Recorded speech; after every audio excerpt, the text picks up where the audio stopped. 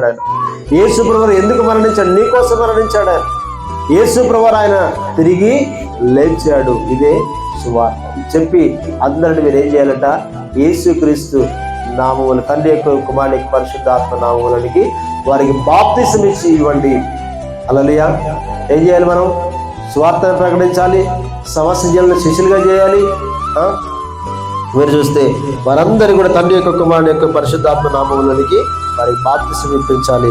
తర్వాత ఇంకేం చేయాలంటే, నేను మీకు ఏ సంగతులు ఆజ్ఞాపించి వాటి నుండి గైకొన వల్ల వారికి బోధించుడి. హల్లెలూయా.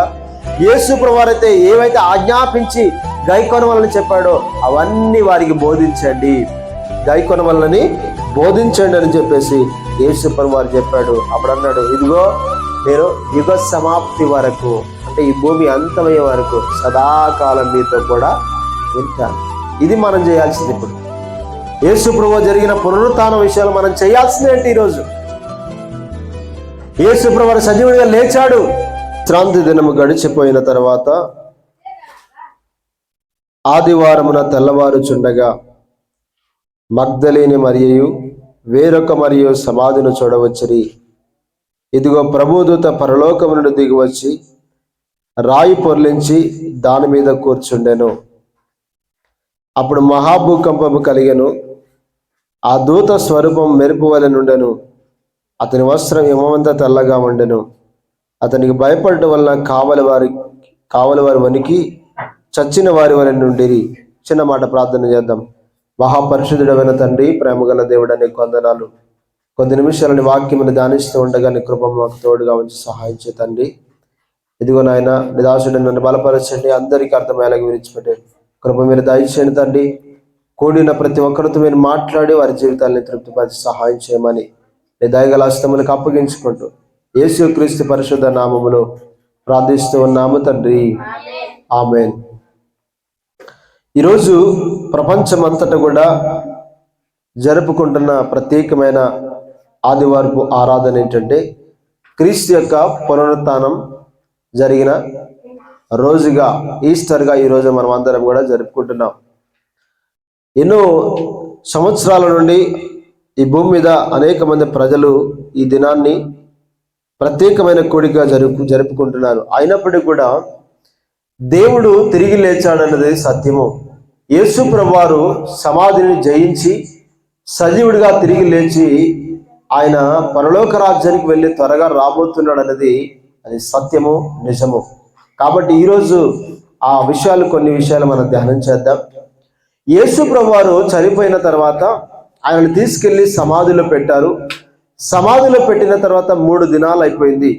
3వ దినమున ఆయన తిరిగి లేచాడు.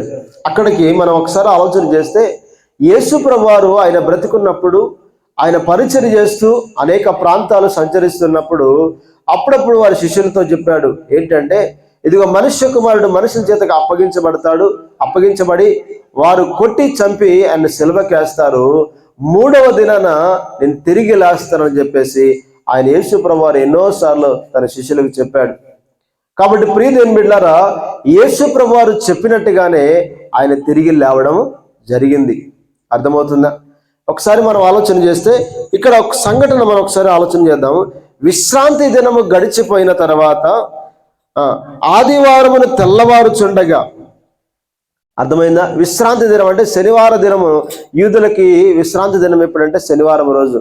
అంటే యూదులందరూ కూడా శనివారం రోజున విశ్రాంతి దినాన్ని పాటిస్తూ ఉంటారు. ఆ రోజు పరిశుద్ధ సంఘముగా కూడుకొని దేవుని ఆరాధిస్తూ ఉంటారు. అయితే విశ్రాంతి దినము గడిచిపోయిన తర్వాత ఆదివారమున తెల్లవారుచుండగా, ఎప్పుడంట? ఆదివారమున తెల్లవారుచుండగా అంటే అప్పుడప్పుడే సూర్యుడు ప్రకాశించడానికి కొన్ని గంటల ముందు తెల్లవారుచుండగా కొంతమంది స్త్రీలు ఆ సమాధి వద్దకు వెళ్ళారట. యేసు ప్రభు యొక్క సమాధి దగ్గరికి వెళ్ళారు. అక్కడ మనం చూస్తే ఎవరెవరు వెళ్ళారో కొన్ని మాటలు మనం చూద్దాం. మగ్దలేని మరియు వేరొక మరియు సమాధిని చూడవచ్చిరి. ఏం చేశారట వాళ్ళు? మగ్దలేని మరియా, వేరొక మరియ కూడా సమాధిని చూడవచ్చారట. అక్కడ సమాధిని ఎప్పుడైతే వాళ్ళు చూడవచ్చారో అక్కడ కొన్ని సంఘటనలు జరిగాయి. ఏంటి అంటే ఒకసారి ఆలోచన చేద్దాం. ఇదిగో ప్రభుదూత పరలోకం నుండి దిగి వచ్చి రాయి పొర్లించి దాని మీద కూర్చుండెను. అప్పుడు మహాభూకంపం కలిగెను. అక్కడ చూడండి, వాళ్ళు ఎప్పుడైతే సమాధిని చూడడం వచ్చారో అంతకు ముందే ఏం జరిగిందంటే పరలోకం నుండి ప్రభు దేవత దిగి వచ్చంట ఏం చేసిందట, ఆ సమాధికున్న రాయిని దొర్లించేశారట. ఆనాడు సమాధులు ఎలా ఉన్నాయంటే ఒక పెద్ద కొండకి ఒక సొరంగంలా చేసి దానికి ఒక పెద్ద బండనే చేసి దానికి ఆ సమాధి అందులో పాతి పెట్టబడేవారు ఆ కాలంలో. అదేవిధంగా యేసు ప్రభు యొక్క సమాధి ఆయన చేసిన తర్వాత ఒక పెద్ద రాయిని ఏం చేశారంటే ఆ సమాధికి పెట్టారు. అయితే ఆ సమాధి యొక్క రాయి తీయడానికి ఎవరి వల్ల కాదు, అంటే ఒక్కరిద్దరి వల్ల కాదు, కొంతమంది సైనికులు దాన్ని త్రోసి దాన్ని తీసుకొచ్చి దానికి పెట్టారు. అయితే పరలోకం నుండి ప్రభు దేవత దిగి వచ్చేసట ఏం చేసిందా, ఆ రాయిని దొర్లించి దాని మీద కూర్చుందట. అర్థమవుతుందా? దాని మీద కూర్చుంది. ఇప్పుడు ఎందుకు ఆ స్త్రీలు అక్కడికి వచ్చారు అని మనం ఒకసారి ఆలోచన చేస్తే చూడండి, అక్కడ రాయిని పొర్లించి దాని మీద కూర్చుండను, అప్పుడు మహాభూకంపం కలిగను, ఆ దూత స్వరూపం మెరుపు వలన ఉండెను, అతని వస్త్రం హిమమంత తెల్లగా నుండెను, అతనికి భయపడ్డ వల్ల కావలి వారి వరకు చచ్చిన వారి వల్ల నుండి. దూత ఆ స్త్రీలను చూసి మీరు భయపడకుడి, సిలువ వేయబడిన యేసును మీరు వెదకుచున్నారని నాకు తెలియను. హల్లెలూయా. ఎందుకు వెళ్ళారు అని ఒకసారి మనం ఆలోచన చేస్తే ఆ స్త్రీలు ఇంకొక వేరే గ్రంథాలు మనం చూస్తే ఆయన సమాధిలో ఉన్నాడు ఇప్పుడు చనిపోయి 3 రోజులు అవుతా ఉంది. ఒకవేళ ఆయన శరీరం ఏమన్నా స్మెల్ వస్తూ ఉంటుందేమో, ఆయన శరీరానికి సుగంధ ద్రవ్యాలు రాద్దామని చెప్పేసి వాళ్ళు ఆ స్త్రీలు అక్కడికి వెళ్ళారట. వెళ్ళగానే ఆ దూత ప్రత్యక్షమే వారితో మాట్లాడుతుంది. ఎప్పుడైతే దేవుని దూత ఆ రాయిని తొలగించిందో అతని దూత యొక్క స్వరూపం అంట మెరుపు వలె ఉందట. అక్కడ కావలి కాస్తున్న వారందరూ కూడా, సైనికులందరూ కూడా, రోమా సైనికులందరూ కూడా ఒక్కసారిగా పడిపోయారు, చచ్చిన వారి వల్ల పడిపోయారట. అర్థం చేసుకోండి, దూతను చూసే వారంతగా చనిపోతే మరి 1,000,000 సూర్యుల కంటే మహా తేజస్సు గల దేవుడు ఒకవేళ ఆయన ఎదుట మనం ప్రత్యక్షమైతే ఆ దినాన మనం యేసు ఎదుట నిలబడగలమా? ఈరోజు ఆయనకు పరిచయం చేస్తున్న దేవుని దూతను చూసే వాళ్ళందరూ కూడా చచ్చిన వారి వల్ల పడిపోయారు కదా.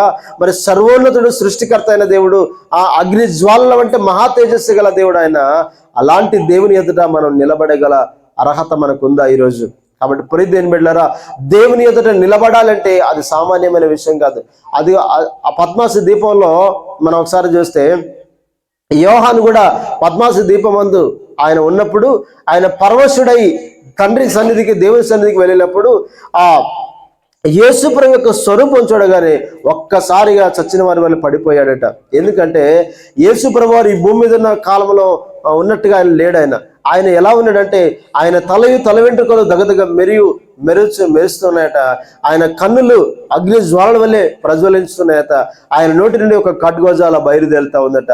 అంత మహాశక్తిమంతుడైన దేవుడిగా ఆయన కడబడుతున్నప్పుడు ఆ శక్తిని తట్టుకోలేక, ఆ యొక్క తేజస్సును తట్టుకోలేక యోహాను 3.5 సంవత్సరాలు యేసు ప్రభుతో ఈ భూమి మీద పరిచయం చేస్తూ యేసు రొమ్మున ఆనుకొని అనేక ప్రాంతాలు తిరుగుతున్న యోహాను, యేసు ప్రేమించిన శిష్యుడిగా పేరు పొందిన యోహాను యేసు ప్రభువును చూసినప్పుడు ఆయన చచ్చిన వాని వలె పడిపోయాడట. కాబట్టి గుర్తుపెట్టుకోండి ప్రియ దేవుని బిడ్డలారా, యేసు ప్రభువారు ఈ భూమి మీదకి సాత్వికుడిగా వచ్చాడు, గొర్రె పిల్లగా వచ్చాడు, కానీ ఆయన రేపటి దినాన్ని ఎలా కనబడతాడంటే యూదా గోత్ర సింహంలా కనబడతాడు. ఆయన అగ్ని జ్వాలగా ఆయన కనబడతాడు. ఆయన అర్థమవుతుందా? ఆయన అంట, మన దేవుడు అంట దహించు అగ్ని అంట. ఎవరైనా దహించే అగ్ని అయిన దేవుడు ఆయన. కాబట్టి అలాంటి దేవుని ఎదుట మనం నిలబడాలంటే పరిశుద్ధులుగా, యథార్థవంతులుగా, ఖచ్చితంగా ఈ లోకంలో శక్తిమంతులుగా, దేవుని శక్తిని కలిగిన వారంగా మాత్రమే మనం ఉన్నప్పుడు ఆయన ఎదుట నిలబడగలుగుతాం. కాబట్టి ఈరోజు మనం ధ్యానం చేసుకున్న విషయాలు ఒకసారి ఆలోచన చేస్తే యేసు ప్రభువారు ఎందుకు ఈ లోకానికి వచ్చాడో ఈరోజు మనం తెలుసుకుందాం. ఆయన ఎందుకు సిలువ వేయబడ్డాడు, ఎందుకు ఆయన తిరిగి లేచాడు అనేది మనం చూస్తే సమస్త మానవాళిని రక్షించడానికి ఆయన ఈ లోకానికి వచ్చాడు. సమస్త మానవుల పాపముల కొరకు ఆయన రక్తం గార్చాడు. ఆయన సిలువలో మరణించాడు. మనం పొందవలసిన మరణపు శిక్షను యేసు ప్రభువారు మరణించి ఆయన ఏం చేశాడంటే మనపై ఉన్న పాప భారాన్ని తొలగించేశాడు. ఆయన ఇప్పుడు ఎవరైతే యేసు ప్రభు దగ్గరికి వెళ్ళి అయ్యా నేను పాపినని నన్ను క్షమించండి అంటే ఆయన మన సమస్త పాపములు ఆయన పరిశుద్ధమైన రక్తములో కడగబడతాయి. అర్థమవుతుందా? కాబట్టి ప్రియదేని బిడ్డలారా, ఒకసారి మనం ఇంకొన్ని విషయాలు ఇక్కడ చూద్దాం. ఆ కావలి వారు చచ్చిన వారి నుండి దూత ఆ స్త్రీలను చూచి, మీరు భయపడకుడి, సిలువ వేయబడిన యేసును మీరు వెతుకుచున్నారని నాకు తెలియను. ఎవరిని వెతుకుచున్నారట వాళ్ళు? దూత అంటుంది ఆ స్త్రీలను చూసి, మీరు ఎవరిని వెతుకుచున్నారో నాకు తెలియను. ఏంటంటే మీరు సిలువ వేయబడిన యేసును వెతుకుచున్నారు. కాబట్టి ప్రియదేని బిడ్డలారా, మనం ఎవరిని వెతుకుతున్నాం, ఎవరిని ప్రకటిస్తున్నాం మనం అంటే సిలువ వేయబడిన యేసుని ప్రకటిస్తున్నాం. యేసు అనే పేరు పెట్టుకున్న వారు ఎంతమంది లోకాలు ఉన్నారు. అందరూ నిజమైన యేసులు కాదు. యేసు ప్రభువారు సిలువ వేయబడిన వ్యక్తి మాత్రమే యేసు. అందుకోసమే మీరు సిలువ వేయబడిన యేసుని వెతుకుతున్నారు. ఆయన ఎవరు అంటే సమస్త మానవుల కొరకు సిలువ ఎక్కిన వాడు ఆయన. సమస్త మానవుల పాపముల నిమిత్తం శాపగ్రాహిగా మార్చబడిన వాడు ఆయన. కాబట్టి ఆ యేసుని వెతుకుతున్నారు. మీరు భయపడకండి. ఎందుకు భయపడద్దు అంటున్నాడు? అక్కడ చూడండి. భయపడకుడి, సిలువ వేయబడిన యేసుని మీరు వెతుకుతున్నారు, నాకు తెలియను. ఆయన ఇక్కడ లేడు, తాను చెప్పినట్టే ఆయన లేచి ఉన్నాడు. రండి, ప్రభు పండుకున్న స్థలము చూచి. హల్లెలూయా. ఏంటట? ఆయన ఇక్కడ లేడు. ఎక్కడ లేడు ఆయన? యేసు ప్రభువారు సమాధిలో లేడు ఆయన. ఎందుకు అంటే ఆయన తాను చెప్పినట్టే తిరిగి లేచాడు. హల్లెలూయా. యేసు ప్రభువారు చెప్పాడు ఆయన. ఇక్కడ చూడండి, యేసు ప్రభువారిని వాళ్ళు ఎందుకు వచ్చారు సమాధి దగ్గరికి అంటే సమాధిలో యేసు ప్రభువారిని వెదకడానికి వచ్చారట. యేసు ప్రభువు ఇంకా సమాధిలో ఉన్నాడేమో చూద్దామని వచ్చారట. ఆ దూత వర్తమానం చెప్తా ఉంది, ఇదిగో ఆయన ఇక్కడ లేడు. మన దేవుడు ఎవరండి? మన దేవుడు ఎవరు? సజీవుడు ఆయన, మృత్యుంజయుడు ఆయన, మృతిని గెలిచిన వాడు ఆయన, సమాధిని మరణాన్ని జయించిన వాడు ఆయన, మరణపు ముళ్ళు విరిచి మరణ వేదనలను తొలగించి ఆయన తిరిగి లేచిన వాడు. అందుకోసమే అపోస్తల కార్యములో ఒక మాట ఉంటుంది. అపోస్తల కార్యములు మీరు చూస్తే అపోస్తల కార్యములు 2వ అధ్యాయం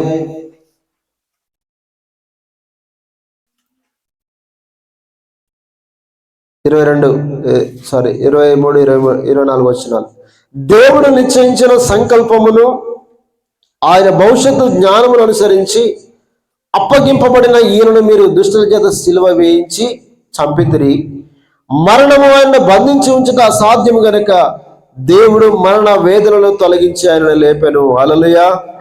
హల్లెలూయా. ఎవరిని బంధించుట అసాధ్యము? మరణానికి. యేసు ప్రభువుని బంధించి ఉంచుట అసాధ్యం మరణానికి. మరణం అనేది ఒక శక్తి. అందుకోసమే ఈరోజు చనిపోయిన మనుషులందరూ కూడా సమాధిలోనే ఉన్నారు. అర్థమైందా? దేవుడని చెప్పుకున్న వారి ప్రపంచంలో ఎంతో మంది ఉన్నారు. వాళ్ళందరూ కూడా ఇప్పుడు సమాధిలోనే ఉన్నారు. కానీ యేసు ప్రభువారు దేవుడు అయ్యిండు కూడా ఈ లోకంలో జీవించినప్పుడు ఎన్నడూ కూడా దేవుడు అని చెప్పుకోలేదు. కానీ దేవుడికి ఉండాల్సిన లక్షణాలు, దేవుడు చేయవలసిన కార్యాలు, దేవుడు చేయవలసిన ఆశ్చర్య కార్యాలు, అద్భుత కార్యాలు ఆయన చేశాడు. ఆయన దేవుడు అయినాడు కాబట్టి ఆయన తిరిగి లేచాడు. ఎందుకు లేచాడు యేసు ప్రభువారు అంటే మరణానికి బలం ఏంటంట? పాపమే. కాబట్టి ప్రియదేని బిడ్డలారా, ఆయనలో పాపము లేదు గనక యేసు ప్రభువారు తిరిగి లేచాడు. హల్లెలూయా. కాబట్టి దూత ఏమంటుంది వాళ్ళతోటి? ఆయన ఇక్కడ లేడు. ఈరోజు ఈస్టర్ అర్థం ఏంటి? ఆయన పునరుత్థానం అంటే సజీవుడై తిరిగి లేచాడు. ఆయన సజీవుడిగా తిరిగి లేచాడు. ఆయన చూద్దాం. ఆయన ఇక్కడ లేడు, ఆయన తాను చెప్పినట్టే ఏం చేసినట? తిరిగి లేచి ఉన్నాడు. యేసు ప్రభువారు చెప్పినట్టుగానే జరిగింది. ఏం చెప్పాడు ఆయన? ఒకసారి చూద్దాం. ఏం చెప్పాడంటే మత్తయి సువార్త 12:40 వచనం. మత్తయి సువార్త 12:40 వచనం. యోనా 3 రాత్రింబవళ్ళు తిమింగలము కడుపులో ఎలాగ ఉండెనో అలాగే మనుష్య కుమారుడు 3 రాత్రింబగలు భూగర్భంలో ఉండును. హల్లెలూయా. యోనా 3 రాత్రింబగలు ఎట్లయితే తిమింగలము కడుపులో ఉన్నాడో, మనుష్య కుమారుడు మానవుడి వచ్చిన యేసు ప్రభువారు కూడా భూగర్భంలో సమాధిలో ఎన్ని రోజులు ఉంటాడట? 3 రాత్రింబవలు ఉంటాడు. తర్వాత ఆయన తిరిగి లేస్తాడు. హల్లెలూయా. ఇంకోసారి మనం ఆలోచన చేద్దాం. ఒకసారి యేసు ప్రభువారు ఎన్నడూ చనిపోయాడు? ఆయన శుక్రవారం నాడు చనిపోయాడు. ఆయన శనివారము, తర్వాత ఆదివారం. ఎన్ని రోజులు అవుతా ఉంది? 3 రోజులు అవుతుందా? 3 రాత్రింబగళ్ళు. అంటే ఇక్కడ ఎగ్జాక్ట్గా మనం లిటరల్గా మనం చూస్తే 3 రాత్రులు 3 పగలని కాదు.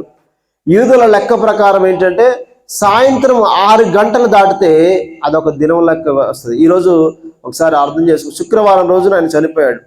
శుక్రవారం సాయంత్రం 6 గంటలు దాటిన తర్వాత మరలా ఏ రోజులోకి వస్తారు వాళ్ళు?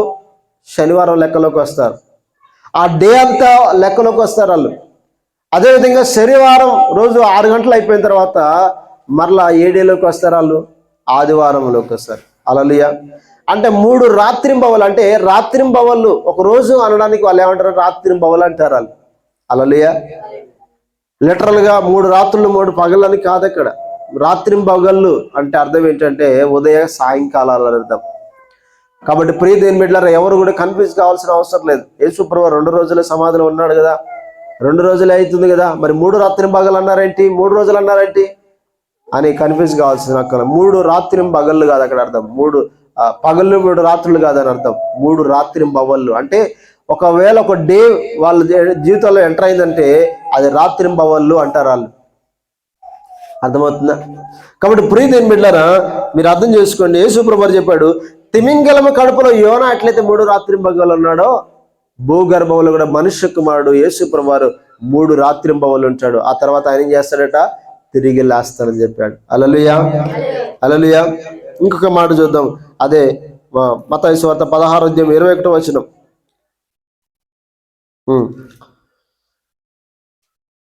16:21. అప్పటి నుండి తాను యెరూషలేమునకు వెళ్ళి పెద్దల చేతను ప్రధాన యాజకుల చేతను శాస్త్రుల చేతను అనేక హింసలు పొంది చంపబడి 3వ దినమున లేచుట అగత్యమని యేసు తన శిష్యులకు తెలియజేయ మొదలు పెట్టగా. హల్లెలూయా. యేసు ప్రభువు ఏం చెప్పాడట? ఆయన, ఇదిగో నేను యెరూషలేమునకు వెళ్ళబోతున్నాను, అక్కడ నన్ను అనేక మంది పెద్దలు, తర్వాత ప్రధాన యాజకులు, శాస్త్రులు అనేక హింసలు పెట్టి నన్ను చంపేస్తారు. చంపేసిన తర్వాత నేను 3వ దినాన తిరిగి లేస్తానని వారికి తెలియజేసాడట. హల్లెలూయా. యేసు ప్రభువు చెప్పాడా లేదా? ఏమని చెప్పాడు ఆయన? 3వ దినాన తిరిగి లేస్తానని చెప్పాడు ఆయన. కాబట్టి ఆయన చెప్పినట్టుగానే ఆయన దూత మాట్లాడుతూ ఉంది. తాను చెప్పినట్టుగానే తిరిగి లేచాడు. అంటే ఇక్కడ గమనించండి, దేవుడు చెప్పిన ప్రతి మాట నెరవేర్చబడుతుంది. పరిశుద్ధ గ్రంథంలో ఒక సున్నాయిను పుల్లైన ఏది కూడా తప్పిపోదు. ఖచ్చితంగా యేసు ప్రభువును అంగీకరించిన వారందరూ కూడా నిత్య రాజ్యాన్ని సంపాదించుకుంటారు. మారు మనసు పొంది బాప్టిసం పొందుకొని పరిశుద్ధంగా యథార్థంగా నీతిగా బ్రతుకుతున్న వారందరూ కూడా ఖచ్చితంగా పరలోక రాజ్యాన్ని సంపాదించుకుంటారు. త్వరగా రాబోతున్నాను అని చెప్తున్నాడు. ఎదుగు నన్ను నమ్మిన వారందరిని తీసుకువెళ్ళబోతున్నాను, వారి కొరకు గృహాలు సిద్ధపరచ వెళ్ళాలని చెప్పేసి యేసు ప్రభువు చెప్పాడు. అవన్నీ కూడా ఒక దినాన్ని నెరవేర్చబడబోతున్నాయి. నమ్మని వాడికి శిక్ష విధించబడని చెప్పాడు యేసు ప్రభువు. ఎవరైతే నమ్ముతారో వాళ్ళు రక్షించబడతారు, నమ్మని వారికి ఏం జరుగుతుందా? శిక్ష విధించబడుతుంది. తినండి, తాగండి. హల్లెలూయా. పాపం చేసేవాడిని ఇంకను పాపం చేయనియండి, పరిశుద్ధుడిగా ఉండేవాడిని ఇంకను పరిశుద్ధుడిగా ఉండనియండి, నేను త్వరగా వస్తున్నాను అన్నాడు ఆయన. హల్లెలూయా, హల్లెలూయా. కాబట్టి ప్రియ దేవుని బిడ్డలారా, ఈరోజు చాలా మంది ప్రజలు యేసు ప్రభువు ఎందుకు వచ్చాడో తెలుసుకొని కూడా యేసయ్య మాటలో లేకపోతే యేసయ్య వాక్య ప్రకారం లేకపోతే యేసుని అంగీకరించడానికి ఇష్టపడతలేదు. ఈరోజు చాలా మంది గమనించండి ప్రియ దేవుని బిడ్డలారా, నీతిగా బ్రతికిన వాడు ఖచ్చితంగా రక్షించబడతాడు. ఈ లోకంలో పాపిగా జీవించిన వారందరూ కూడా, ఇష్టం వచ్చినట్టు జీవించిన వారందరూ ఒక దినాన లెక్క అప్పగించవలసిన వారు ఉన్నారు. కాబట్టి మనం కూడా జాగ్రత్తగా బ్రతకాలి, మనం కూడా జాగ్రత్తగా ఉండాలి. యేసు ప్రభువు ఏం చెప్పాడు అది ఖచ్చితంగా చేయకపోతే ఆయన మనకి ఒకవేళ అవిశ్వాసులుగా, పాపులుగా, శాపగ్రస్తులుగా ఉన్న వారికి ఎలాంటి శిక్షలు కలుగుతాయో ఖచ్చితంగా అవి జరుగుతుంటాయి. కాబట్టి ప్రియ దేవుని బిడ్డలారా, ఎందుకు యేసు ప్రభువు ఈ లోకానికి వచ్చాడంటే నరకం నుండి తప్పించి మన నిత్య రాజ్యానికి, పరలోక రాజ్యాన్ని తీసుకెళ్ళడానికి ఆయన ఈ లోకానికి వచ్చాడు. తండ్రి అయిన దేవునితో కోల్పోయిన సమాధానాన్ని మరలా ఆయన ఈ లోకానికి వచ్చి మనకు ఒక మధ్యవర్తిగా ఉండి, వారధిగా ఉండి మరలా మానవుని తండ్రి అయిన దేవునితో సమాధానపరచడానికి ఈ లోకానికి వచ్చాడు ఆయన. ఎందుకంటే పాపి అయిన మానవుడు తండ్రి పరిశుద్ధుడైన దేవుని చేరుకోలేడు. ఈ పాపిని పరిశుద్ధపరిచి మళ్ళా పరిశుద్ధుడైన దేవుని సన్నిధి తీసుకెళ్లి ఆయనతో నిలబడి ఆయనతో సమాధానం కలగజేయడానికి యేసుప్రభువు వారు ఈ లోకానికి వచ్చాడు. ఈరోజు నీతిమంతుడు లేడు, ఒక్కడు లేడట. అర్థమవుతుందా? నీతిమంతుడు ఒకడు లేడు, ఒక్కడు లేడు అని వాక్యం చెప్తా ఉంది. ఎందుకంటే అందరు కూడా వారి వారి యొక్క పాపముల్లో పడిపోయి వారి యొక్క మార్గాల్లో చెడిపోయి ఉన్నారట. అర్థమవుతుందా? కాబట్టి ప్రియమైన బిడ్డలారా, ఈరోజు దేవుని యొక్క రెజరక్షన్ అంటే పునరుత్థానం ఎందుకు జరిగిందంటే ఆయన మనల్ని బ్రతికించడానికి, ఆయన మనల్ని రక్షించడానికి, మనకి ఆయన నిత్య జీవం ఇవ్వడానికి, నిత్య రాజ్యాన్ని మనకి ఇవ్వడానికి, శాంతి సమాధానం ఇవ్వడానికి, ఆయన మనకి సమాధానం ఇవ్వడానికి ఈ లోకానికి వచ్చాడు. ఆయన ఈరోజు దేవునితో తండ్రి అయిన దేవునితో సమాధానపరచడానికి ఆయన ఈ లోకానికి వచ్చాడు. ఆయన ఈరోజు ఆయన తిరిగి లేచాడు. అదేవిధంగా ఆయన ఎందుకు చనిపోయిన వారందరూ కూడా దేవుడు ఏం చేస్తాడట? తిరిగి లేపుతాడు ఆయన. అర్థమవుతుందా? హల్లెలూయా. ఇంకొక మాట చూద్దాం. 17:23 17:23 మత్తయి సువార్త 17:23. యేసు మనుష్య కుమారుడు మనుషుల చేతికి అప్పగింపబడబోచున్నాడు. వారు ఆయనను చంపుదురు. 3వ దినమున ఆయన లేచునని వారితో చెప్పగా వారు బహుగా దుఃఖపడిరి. వారు ఆయనను చంపుదురు, 3వ దినమున ఆయన లేచునని వారితో చెప్పగా వారు బహుగా దుఃఖపడ్డారట. యేసుప్రభువు వారు చెప్తా ఉన్నాడు. ఆయన గలిలయ ప్రాంతంలో సంచరిస్తూ యేసు మనుష్య కుమారుడు మనుషుల చేతికి అప్పగించబడబోతున్నాడు, ఇదిగో వారు ఆయనను చంపుతారు. యేసుప్రభువు వారిని అందరూ కూడా చంపేశారండి. చంపేశారా లేదా? కొరడాల చేత కొడుతూ, గాయాలు చేస్తూ, సిలువ మోయిస్తూ, ఆయన ఎన్నో రకాల ఇబ్బందులు పడుతూ కల్వరి కొండ ఎక్కాడు. ఆయన కారణం ఏంటో తెలుసా? ఆ సిలువ అంటే అర్థం ఏంటంటే మన పాప భారం అంతా మోసుకొని వెళ్ళాడు. ఆయన మన కోసం ఆయన సిలువను మోసాడు. ఆయన మన కోసం ఆయన ఈ లోకానికి వచ్చాడు. ఆయన చంపుతారని చెప్పాడు ముందుగానే. అయితే ఇంకొక వార్త ఏంటంటే, శుభవార్త ఏంటంటే, నేను తిరిగి 3వ దినాన తిరిగి లేస్తానని కూడా వారికి చెప్పాడు ఆయన. హల్లెలూయా. కాబట్టి గుర్తుపెట్టుకోండి ప్రియమైన బిడ్డలారా, ఆ యొక్క స్త్రీలు కావచ్చు, శిష్యులు కావచ్చు, యేసుప్రభువు వారు చెప్పింది మర్చిపోయారు. మరలా యేసే సమాధిలో ఉన్నాడని చెప్పేసి వెతుక్కుంటూ వచ్చారు. మీరు మిగతా సువార్తలో చదివితే పేతురు కూడా పరిగెత్తుకుంటే, అరే నిజంగా యేసుప్రభువు లేచాడని చెప్పి సమాధి దగ్గరికి వెళ్ళి ఆ సమాధిని తిరుగుతాడు. అక్కడ నారబట్టలు తప్ప ఏమీ ఉండవు. అంటే కొన్నిసార్లు తోమ కూడా నమ్మడు, యేసే తిరిగి లేచాడని చెప్పిస్తే నమ్మడు. అందుకోసమే లూకా సువార్తలో ఒక మాట ఉంటుంది, మీరు చూస్తే 24వ అధ్యాయం లూకా సువార్త.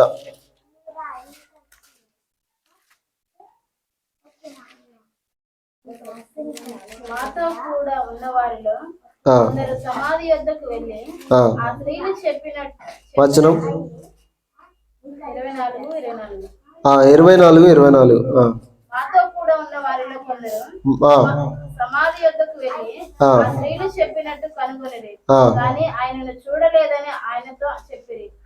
అందుకు ఆయన, అవివేకులారా, ప్రవక్తలు చెప్పిన మాటలన్నింటినీ నమ్మని మందమతులారా, క్రీస్తు ఇలాగూ శ్రమపడిన తన మహిమలో ప్రవేశించుట అగత్యమని కాదా అని వారితో చెప్పి, మోషేయు సమస్త ప్రవక్తలను మొదలుకొని లేఖనములెట్లు తన్ని గూర్చి వచనముల భావమును వారికి తెలిపెను. ఇంతలో తాము వెళ్ళుచున్న గ్రామముల దగ్గరకు వచ్చినప్పుడు ఆయన ఇంకా కొంత దూరం వెళ్ళినట్లు అగపడగా. హల్లెలూయా. యేసుప్రభువు వారు ప్రయాణం చేస్తా ఉన్నాడు. ఒక 2 వ్యక్తులు ప్రయాణం చేస్తున్నాడు. వారి 2 వ్యక్తులతో పాటు యేసుప్రభువు వారు కూడా ప్రయాణం చేస్తూ అంటున్నాడు, మాతో కొంతమంది స్త్రీలు చెప్పారు యేసుప్రభువు వారు తిరిగి లేచాడని చెప్పారు, అయితే కొంతమంది వెళ్ళి చూస్తే ఆయన కనబడలేదు అని చెప్పుకుంటూ వెళ్ళారట. హల్లెలూయా. కనుగొనిగా స్త్రీలు చెప్పినట్టు కనుగొనిది కానీ ఆయనను చూడలేదని ఆయనతో చెప్పారు. ఎవరితో చెప్తున్నారు? యేసుప్రభువు వారు మాకు కనబడలేదని ఆయనతో చెప్తున్నారు. ఎందుకంటే యేసుప్రభువు వారు ఇంకా వారికి కనబడలేదు. వారి మధ్యలో ఉన్నాడు కానీ వారికి కనబడలేదు. ఎందుకంటే వారి మనోనేత్రాలు ఇంకనూ మోయబడే ఉన్నాయి.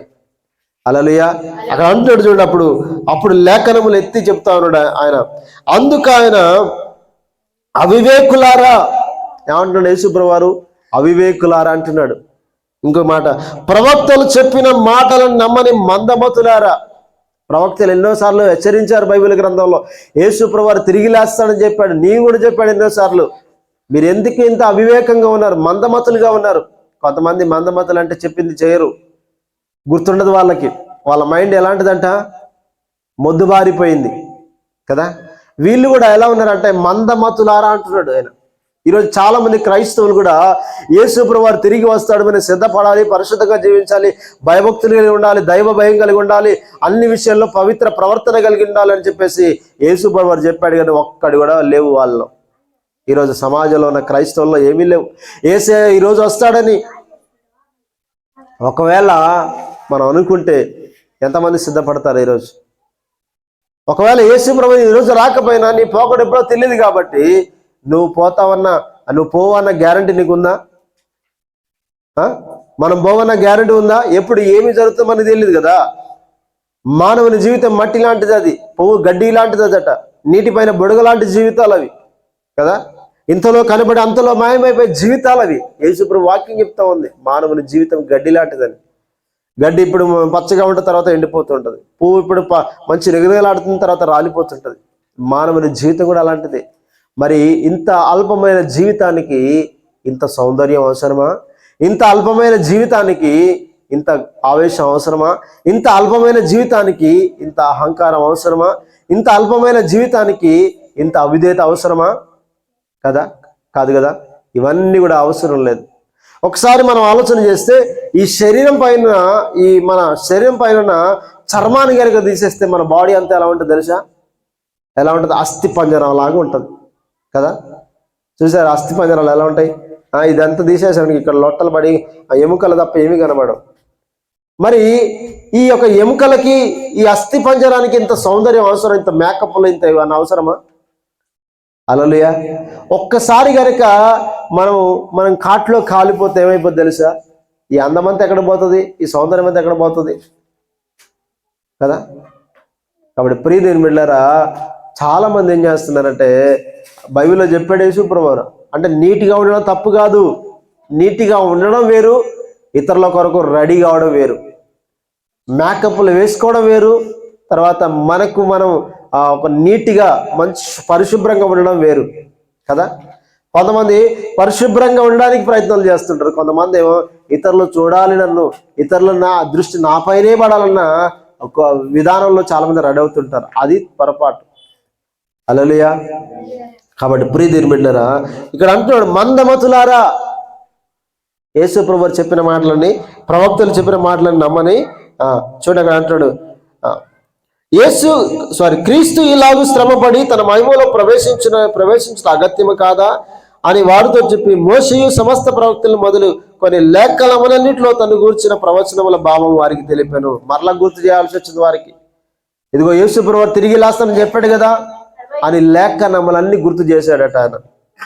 హల్లెలూయా. ఈరోజు ప్రియదేవుని బిడ్డలారా, యేసు చెప్పినట్టుగా లేచాడా లేదా? లేచాడా లేదా? మరి ఆయన చెప్పిన మాట ప్రతిదీ కూడా నెరవేరుతుందా నెరవేరదా?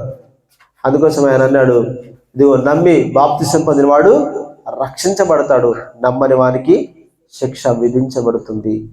ఎంతమంది ఈరోజు యేసయ్యను నమ్ముతున్నారు మనస్ఫూర్తి? మాటలో, ప్రవర్తనలో, క్రియల్లో, ఆలోచనలో, తలంపుల్లో, అన్ని విషయాల్లో యేసయ్యని నమ్మాలి. చివరిగా చూద్దాం, కొన్ని విషయాలకి చివరి చూద్దాం, ముగిస్తున్నాను. మరలా తిరిగి వద్దాం 28వ అధ్యాయం.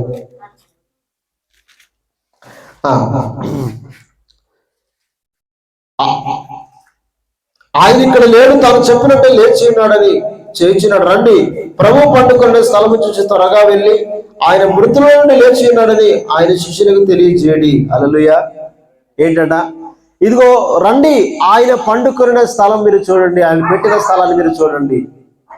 అర్థమవుతుందా? ఇప్పుడు ఆ సమాధి ఎలా ఉందట? ఖాళీగా ఉంది. ఈరోజు ప్రపంచానికి దేవుడు చెప్తున్న మాట ఏంటంటే, యేసు ప్రభువు తిరిగి లేచాడని గుర్తేంటి, రుజువేంటి అంటే, ఇదిగో ఆయన సమాధి ఖాళీగా ఉంది. హల్లెలూయా. ఈరోజు సమాజంలో, ప్రపంచంలో మేధావులు, సైంటిస్టులు, గొప్పవారు, దేవుళ్ళు, దేవతలు అనుకుని చెప్పుకున్న వారందరూ కూడా అందరి సమాధులు ఈరోజు మూయబడి ఉన్నాయి. యేసు ప్రభువు సమాధి మాత్రమే తెరవబడి ఉంది. కాబట్టి ఆయనే నిజమైన దేవుడు, ఆయన సృష్టికర్త, ఆయన సజీవుడు. హల్లెలూయా. ఇప్పటికీ యెరూషలేము ప్రాంతంలో యేసు ప్రభువు సమాధి తెరవబడే ఉంది. కాబట్టి ప్రియదేవుని బిడ్డలారా, మన దేవుడు తిరిగి లేచాడు అనడానికి గుర్తు ఏంటంటే ఆయన సమాధి తెరవబడే ఇప్పటికీ నేటికి రుజువుగా ఉంది. హల్లెలూయా, హల్లెలూయా. ఇప్పుడు ఏం చేయాలంటే మీరు వెళ్ళి త్వరగా వెళ్ళి శిష్యులకు తెలియజేయండి, యేసు ప్రభు తిరిగి లేచాడని చెప్పండి అని చెప్పేసి ఆ యొక్క స్త్రీలను ఆ దూత వారితో మాట్లాడుతూ సెలవిస్తా ఉంది. తర్వాత కింది చూద్దాం, త్వరగా చదువుదాం. త్వరగా వెళ్ళి మీరు ఆయన మృతుల నుండి లేచినాడని ఆయన శిష్యులకు తెలియజేయండి. ఇదిగో ఆయన గలిలయలోని లోనికి మీకు ముందుగా వెళ్ళుచున్నాడు, అక్కడ మీరు ఆయనను చూతురు. ఇదిగో మీతో చెప్పితున్నాను. వారి భయముతోనూ మహా ఆనందముతోనూ సమాధిలోను త్వరగా వెళ్ళి ఆయన శిష్యులకు ఆ వర్తమానం తెలుపగా పరిగెత్తుచుండగా యేసు వారిని ఎదుర్కొని మీకు శుభమని చెప్పాను. వారు ఆయన ఎదుర్కు వచ్చి ఆయన పాదములు పట్టుకొని ఆయనకు మొరకగా, యేసు భయపడకుడి, మీరు వెళ్ళి నా సహోదరులు గలిలయకు వెళ్ళవలనని అక్కడ వారక్కడ నన్ను చూతురని వారికి తెలుపడను. వారు వెళ్ళుచుండగా కావలి వారిలో కొందరు పట్టణములకు వచ్చి జరిగిన సంగతులంటే ప్రధాన యాజకులతో చెప్పిరి. కాబట్టి వారి పెద్దలతో కూడి వచ్చి ఆలోచన చేసి ఆ సైనికులకు చాలా ద్రవ్యం ఇచ్చి, మేము నిద్రపోచుండగా అతని శిష్యులు రాత్రి వేళ వచ్చి అతను ఎత్తుకొని పోయిరని చెప్పుడి. ఇది అధిపతి చెవినబడిన ఎడల మేము అతనిని సమ్మతిపరిచి మీకేమీ తొందర కలగకుండా చేద్దామని చెప్పిరి. అప్పుడు వారు ఆ ద్రవ్యం తీసుకొని తమకు బోధింపబడిన ప్రకారం చేసిరి. ఈ మాట యూదులలో వ్యాపించి నేటి వరకు ప్రసిద్ధమై ఉండెను. హల్లెలూయా, హల్లెలూయా. ఇక వెంటనే వాళ్ళు పరిగెడుతుండగా ఒక మాట చెప్పాడు, ఇదిగో నేను తిరిగి లేచిన తర్వాత మిమ్మల్ని గలిలయలో కలుస్తానని చెప్పాడు యేసుప్రభువారు. కాబట్టి యేసుప్రభువారు గలిలయలో కలుస్తానన్నాడు కదా, కాబట్టి మీరు వెళ్ళి త్వరగా వెళ్ళి శిష్యులకు తెలియజేయండి అని వెళ్తున్నప్పుడు వెంటనే యేసుప్రభువారు ఆ స్త్రీలకు కనబడ్డాడట. వెంటనే ఆయనకు మొక్కి ఆయనకు నమస్కారం చేశారట. చెప్పగానే ఆయన అన్నాడు, మీరు త్వరగా గలిలయకు రమ్మని చెప్పండి, శిష్యులందరినీ మిమ్మల్ని అక్కడ కలుసుకుంటారని చెప్పి యేసుప్రభువారు చెప్పారు. ఒకసారి వాళ్ళకి ఆనందం కలుగుతా ఉంది, ఒకవైపు భయం కలుగుతా ఉంది. ఏంటో తెలుసా? ఏంటి ఆనందం అంటే యేసుప్రభువారు తిరిగి లేచాడు, ఆయన సజీవుడైన ఆనందం కలుగుతా ఉంది. ఒక పక్క అయ్యో మేము నమ్మలేకపోయాము, యేసుప్రభు చెప్పిన మాటలు నమ్మలేక మేము ఇంకా అవివేకులుగా ఉన్నాం అని చెప్పేసి ఒక పక్క భయం కలుగుతూ వాళ్ళు పరిగెడతా ఉన్నారట. ఆ శిష్యులకు చెప్పడానికి, ఈ ఒక మంచి వార్తను చెప్పడానికి వాళ్ళు పరిగెడతా ఉన్నారు. అక్కడ ఒక సంఘటన జరిగింది. ఏంటంటే అక్కడ ఉన్న సైనికులందరూ కూడా యేసుప్రభువారు తిరిగి లేవడం జరిగిన సంఘటన చూసి వాళ్ళు ఒక్కసారిగా విభ్రాంతి పోయారు. వాళ్ళ దగ్గరికి, అధికారుల దగ్గరికి వెళ్ళి, అయ్యా ఇప్పుడు మేము ఏం చేయాలి, యేసుప్రభువారు లేడు సమాధులు అంటే మీరు ఒక పని చేయండి అని చెప్పేసి లంచములు ఇచ్చి, ఇదిగో వారి శిష్యులు యేసుప్రభుని ఎత్తుకుపోయారని ప్రచారం చేయండి. అధిపతి ఒకవేళ అడిగిన మేము అతన్ని సమ్మతి పరుస్తామని చెప్పేసి వాళ్ళకి ద్రవ్యం ఇచ్చి వాళ్ళు పంపేశారట. ఇక్కడ చూడండి, అక్కడ గమనించండి ప్రియమైన బిడ్డలారా, వాళ్ళు చెప్పిన మాట ఏంటంటే మేము నిద్రపోచుండగా ఇదిగో ఆయన శిష్యులు వచ్చి ఆయన ఎత్తుకొని పోయారు అని చెప్పండి అని చెప్పేసి అంటున్నారట. హల్లెలూయా. ఇక్కడ ఒకసారి లాజిక్ ఆలోచించండి. వాళ్ళు నిద్రపోతుండగా శిష్యులు ఎత్తుకొని వెళ్ళిన సంఘటన వాళ్ళకి ఏమరక? ఈ లాజిక్ కూడా అక్కడ పనికి రాలేదు కదా. ఇది అబద్ధమని తేలుతా ఉంది. నిద్రపోతుండగా ఎవరైనా ఎత్తుకెళ్ళిన సంగతి వాళ్ళకి ఎట్లా తెలుస్తుంది? తెలియదు కదా. వాళ్ళు ఏం చెప్పారంటే మేము నిద్రపోతుండగా ఆయన శిష్యులు వచ్చి ఆయన ఎత్తుకొని పోయారని అని ప్రచారం చేయని చెప్పేసి మరలా అధికారులు, శాస్త్రులందరూ కూడా వాళ్ళకి బోధించారట. మరలకు రుజువు ఏంటంటే యేసుప్రభువారు తిరిగి లేచాడు అనడానికి గల కారణం ఏంటంటే సైనికుల అబద్ధం ఆడిన సంఘటన. హల్లెలూయా, హల్లెలూయా. కాబట్టి ప్రియ దేవుని బిడ్డలారా, ఈరోజు మనం ఏం నేర్చుకోవాలి? ఈ సమయంలో యేసుప్రభువారు తిరిగి లేచాడు, ఇప్పుడు మనం ఏం చేయాలి అని అంటే కింది వచనం చూద్దాం. 8వ వచనం చూద్దాం, 10వ వచనం చూద్దాం. అయితే యేసు వారి యొద్దకు వచ్చి, పరలోకమందును భూమి మీద నాకు సర్వాధికారం ఇవ్వబడి ఉన్నది, కాబట్టి మీరు వెళ్ళి సమస్త జనులను శిష్యులుగా చేయడి, తండ్రి యొక్క, కుమారుడు యొక్క, పరిశుద్ధాత్మ యొక్క నామములకి వారికి బాప్తిసమిచ్చు, నేను మీకు ఏ సంగతులను ఆజ్ఞాపించుతున్నో వాటన్నిటి గైకొనవలని వారికి బోధించుడి. ఇదిగో నేను యుగ సమాప్తి వరకు సదాకాలం మీతో కూడా ఉన్నానని వారితో చెప్పాను. హల్లెలూయా. ఏమని చెప్పాడు యేసుప్రభువారు అంటే, ఇదిగో భూమి మీదను పరలోకమందు నాకు సర్వాధికారం ఇవ్వబడి ఉన్నది, కాబట్టి మీరు ఏం చేయాలి? ఇప్పుడు యేసుప్రభువారు తిరిగి లేచాడని ఈవెంట్లు చేసుకోవడం కాదు, భోజనాలు చేసుకోవడం కాదు, ఏదో కొత్త బట్టలు కట్టుకుని ఈస్టర్కి లేకపోతే క్రిస్మస్కి వెళ్ళడం కాదు.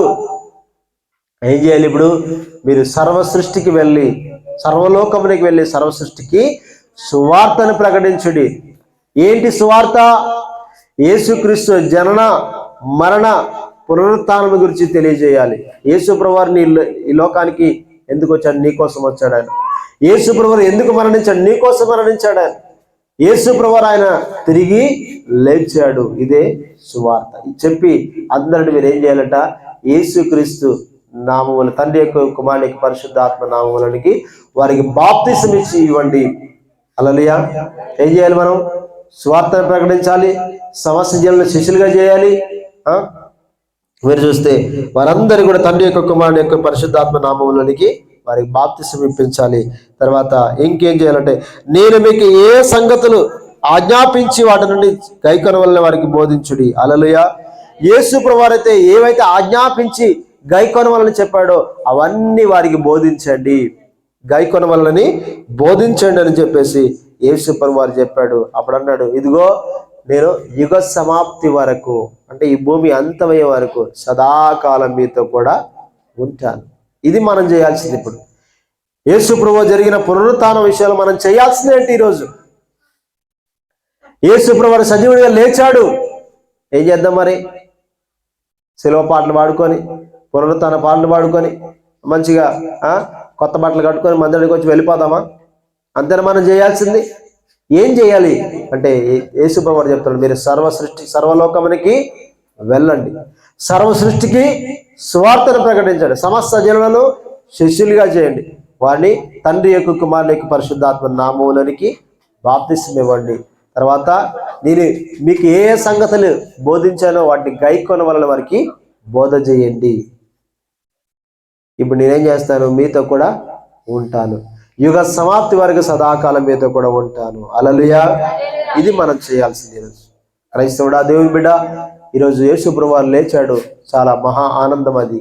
యేసు ప్రభువారు తిరిగి లేచిన గొప్ప విషయం అది. ఈరోజు ప్రపంచానికి ఆశీర్వాదకరం అది, ప్రపంచానికి దీవెనకరం అది.